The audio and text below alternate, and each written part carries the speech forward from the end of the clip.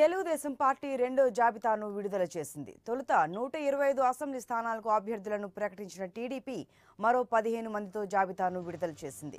వీటిలో పెడన నుంచి కాగిత వెంకటకృష్ణ ప్రసాద్, పామర్ నుంచి ఉప్పులేటి కల్పన, పాలకొండ నుంచి నిమ్మక జయకృష్ణ, పిఠాపురం నుంచి ఎస్విఎస్ఎన్ వర్మ, రంపచోడవరం నుంచి వంతల రాజేశ్వరి, ఉంగుటూరు నుంచి గన్ని వీరాంజనేయులు, సూళ్లూరుపేట నుంచి పరస వెంకటరత్నం, నందికొట్కూరు నుంచి బండి జయరాజు, బనగానపల్లె నుంచి బీసీ జనార్దన్ రెడ్డి, రాయదుర్గం నుంచి కాల్వ శ్రీనివాసులు, ఉరవకొండ నుంచి పయ్యావుల కేశవ్, తాడిపత్రి నుంచి జేసీ అస్మిత్ రెడ్డి, మడకశిర నుంచి కె ఈరన్న, మదనపల్లి నుంచి దమ్మలపాటి రమేష్, చిత్తూరు అసెంబ్లీ స్థానం నుంచి ఏఎస్ మనోహర్ పేరును ఖరారు చేశారు.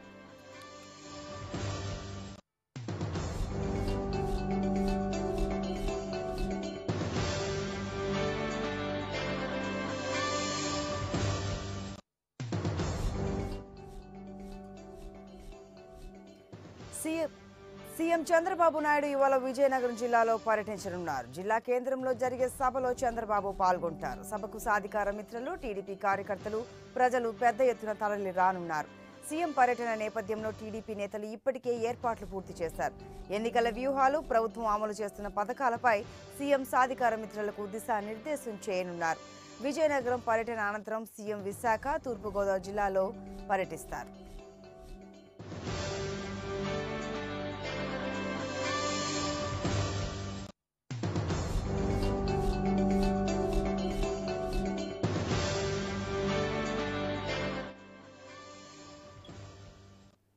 వైసీపీ అధినేత వైఎస్ జగన్ ఇవాళ ఇడుపులపాయ వెళ్లనున్నారు. తన తండ్రి దివంగత ముఖ్యమంత్రి వైఎస్ రాజశేఖర్ రెడ్డికి నివాళులు అర్పించిన అనంతరం ఆయన పార్టీ అభ్యర్థుల జాబితాను ప్రకటించనున్నారు. అక్కడి నుంచి నేరుగా విశాఖ జిల్లా నర్సీపట్నంలో నిర్వహించే ఎన్నికల ప్రచార సభలో జగన్ పాల్గొంటారు.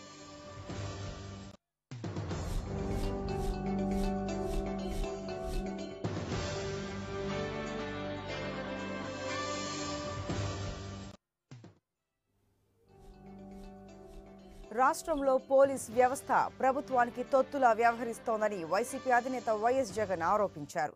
మాజీ మంత్రి వైఎస్ వివేకానందరెడ్డి హత్య కేసును వెంటనే సీబీఐకి అప్పగించాలని ఆయన డిమాండ్ చేశారు. వైఎస్ వివేక హత్యతో పాటు తాజా రాజకీయ పరిణామాలపై తెలుగు రాష్ట్రాల గవర్నర్ నరసింహన్కు ఫిర్యాదు చేశారు జగన్. చాలా పకడ్బందీగా వైఎస్ వివేక హత్య చేశారని జగన్ ఆరోపించారు. తెలుగుదేశం పార్టీ ప్రమేయం లేకపోతే సీబీఐకి ఎందుకు అప్పగించడం లేదని ఆయన ప్రశ్నించారు. రాష్ట్రంలో పోలీసులు పూర్తి ఏకపక్షంగా వ్యవహరిస్తున్నారని జగన్ ఆరోపించారు.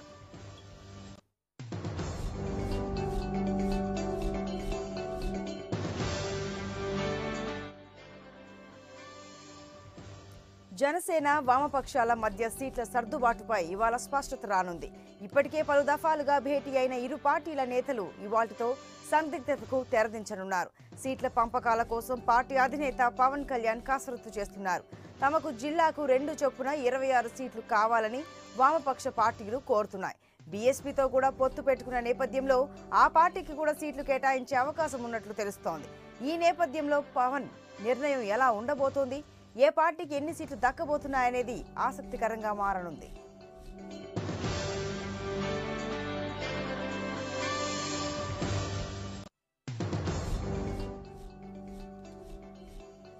మంగళగిరిని మరో గచ్చిబౌలిగా తీర్చిదిద్దుతానని మంత్రి నారా లోకేష్ అన్నారు. మంగళగిరి నియోజకవర్గంలో ఎన్నికల ప్రచారంలో చిర్రావూరులో లోకేష్ రోడ్ షో నిర్వహించారు. మంగళగిరిని ఎన్నో ఐటీ పరిశ్రమలు తీసుకొచ్చారన్నారు. మోడీ, జగన్, కేసీఆర్లు జోడీ చాలా బాగా నడుస్తోందని విమర్శించారు. కేంద్రంలో మోడీ రావాలన్నదే కేసీఆర్, జగన్ కోరిక అని, మోడీ మళ్లీ అధికారంలోకి వస్తే కేసుల నుంచి బయటపడవచ్చన్నది జగన్ ఆలోచనని లోకేష్ విమర్శించారు.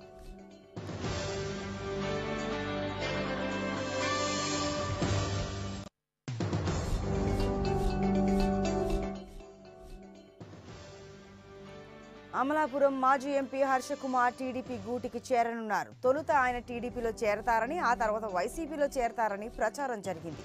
అయితే హర్షకుమార్ టీడీపీలో చేరికపై ఆ పార్టీ వర్గాలు స్పష్టత ఇచ్చాయి.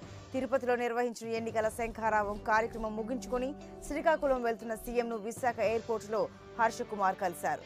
కాకినాడలో జరిగే టీడీపీ కార్యకర్తలు, బూత్ కమిటీ సభ్యుల సమావేశంలో చంద్రబాబు సమక్షంలో హర్షకుమార్ సైకిల్ ఎక్కనున్నారు.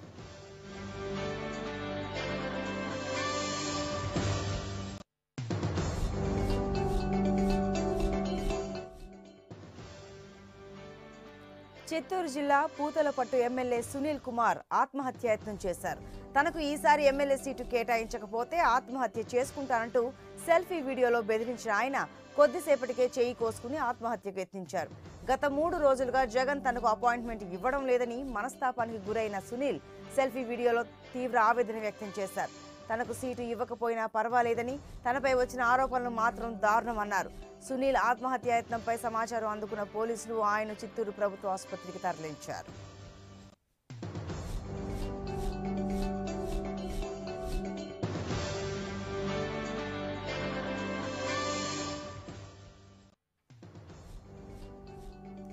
తెలంగాణ రాష్ట్రంలో ఎన్నికల నామినేషన్లకు అన్ని ఏర్పాట్లు పూర్తయ్యాయని సీఈఓ రజత్ కుమార్ తెలిపారు. ఈ నెల 28 నుంచి ఏప్రిల్ 5 లోపు ఫోటోతో కూడిన ఓటర్ స్లిప్పులను పంపిణీ చేస్తామన్నారు. ప్రగతి భవన్లో రాజకీయ కార్యక్రమాలపై కాంగ్రెస్ నుండి ఫిర్యాదు అందిందని, ఈ విషయంపై కేంద్ర ఎన్నికల సంఘానికి సమాచారం ఇచ్చామని సీఈఓ రజత్ కుమార్ తెలిపారు.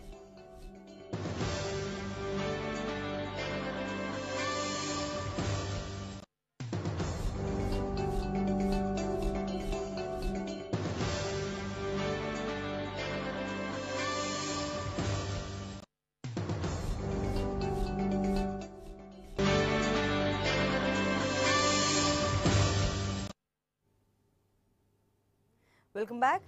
జనసేన పార్టీ విశాఖ ఎంపీ అభ్యర్థిగా ప్రకటించిన గేదెల శ్రీనుబాబు ఆ పార్టీకి షాక్ ఇచ్చారు. తాజాగా జనసేన ప్రకటించిన 4 ఎంపీ అభ్యర్థుల్లో గేదెల శ్రీనుబాబు కూడా ఉన్నారు. ఆయన అభ్యర్థిత్వాన్ని పార్టీ అధిష్టానం కొన్ని రోజుల ముందే ఖరారు చేసింది. అయితే ఇప్పుడు ఆయన సడన్ గా వైసీపీలో చేరారు. లోటస్ పాండ్లోని వైసీపీ కార్యాలయంలో ఆ పార్టీ అధినేత వైఎస్ జగన్ ని కలిసి వైసీపీ తీర్థం పుచ్చుకున్నారు. అయితే వైసీపీ తరఫున ఆయన ఎక్కడి నుంచి పోటీ చేస్తారా అనేది ఆసక్తిగా నెలకొంది.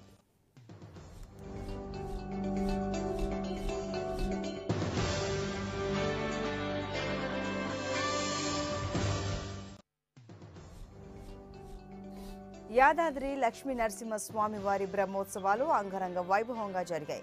బ్రహ్మోత్సవాల్లో భాగంగా 9వ రోజు రథోత్సవం కన్నుల పండుగగా జరిగింది. ఆలయ చరిత్రలో 3వసారి రథోత్సవ ఘట్టాన్ని కొండ కింద నిర్వహించడంతో స్వామివారిని దర్శించుకోవడానికి పెద్ద ఎత్తున భక్తులు క్యూ కట్టారు. లోక కళ్యాణం కోసం లక్ష్మీదేవిని పెండ్లాడిన అవతారంలో నరసింహస్వామి భక్తులకు దర్శనమిచ్చారు. పోలీసుల బందోబస్తు నడుమ ఎలాంటి అవాంతరాలు లేకుండా స్వామివారి బ్రహ్మోత్సవాలు ఘనంగా ముగిశాయి.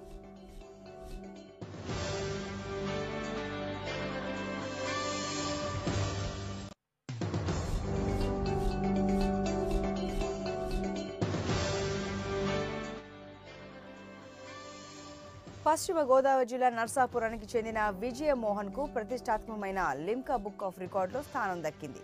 వ్యర్థ పదార్థాలతో అతి సూక్ష్మమైన మజ్జిగ చిలికే పండ్ల రసాలు తయారు చేసే జ్యూసర్లను తయారు చేసేందుకు గాను లిమ్కా బుక్ లో పేరు సంపాదించుకున్నారు.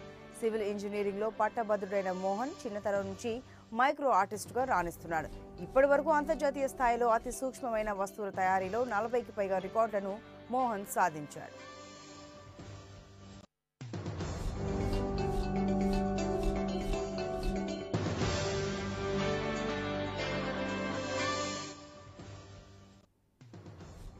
గత కొంతకాలంగా అనారోగ్యంతో బాధపడుతున్న గోవా ముఖ్యమంత్రి మనోహర్ పారికర్ కోలుకుంటున్నారు. ఆ రాష్ట్ర సీఎం కార్యాలయం తెలిపింది. ఆయన ఆరోగ్యంపై రకరకాల వార్తలు వస్తున్న నేపథ్యంలో ఈ ప్రకటనతో బీజేపీ శ్రేణులకు ఊరట లభించినట్లయింది. మంత్రి వ్యాఖ్యలతో పాటు ప్యాంక్రియాటిక్ క్యాన్సర్తో బాధపడుతున్న పారికర్ బాగా నీరసించిపోయి ప్రభుత్వ కార్యకలాపాల్లో పాలు పంచుకోవడంతో ఆయన ఆరోగ్యం క్షీణించిందనే వార్తలు వెలువడ్డాయి.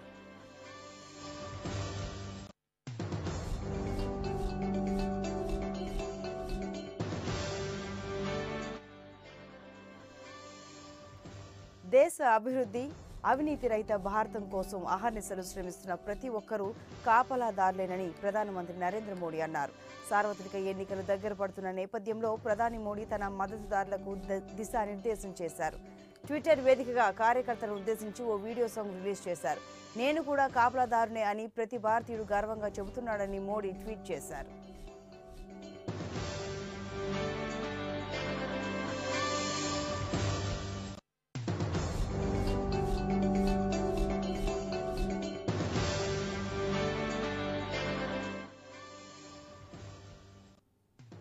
రఫేల్ యుద్ధ విమానాల ఒప్పందంపై ప్రధాని నరేంద్ర మోడీ మాట్లాడడం లేదని కాంగ్రెస్ అధ్యక్షుడు రాహుల్ గాంధీ మరోసారి విమర్శలు గుప్పించారు. లోక్సభ ఎన్నికల నేపథ్యంలో ఉత్తరాఖండ్లోని డెహ్రాడూన్లో నిర్వహించిన బహిరంగ సభలో రాహుల్ పాల్గొన్నారు. రఫేల్ ఒప్పందంపై మాట్లాడమని డిమాండ్ చేస్తే ఈ విషయంపై పార్లమెంట్లో మోడీ మాట్లాడలేదని ఆరోపించారు. రఫేల్ వ్యవహారంపై మాట్లాడే ధైర్యం ఆయనకు లేదన్నారు రాహుల్ గాంధీ. ఈ 5 ఏళ్లలో దేశంలోని రైతులు, యువత గురించి మోడీ ఏమీ చేయలేదని, కనీస మద్దతు ధరను పూర్తి స్థాయిలో అమలు చేయట్లేదన్నారు. రైతులకు అందించాల్సిన నిధులు పారిశ్రామికవేత్తల జేబుల్లోకి వెళ్లాయని రాహుల్ ఆరోపించారు.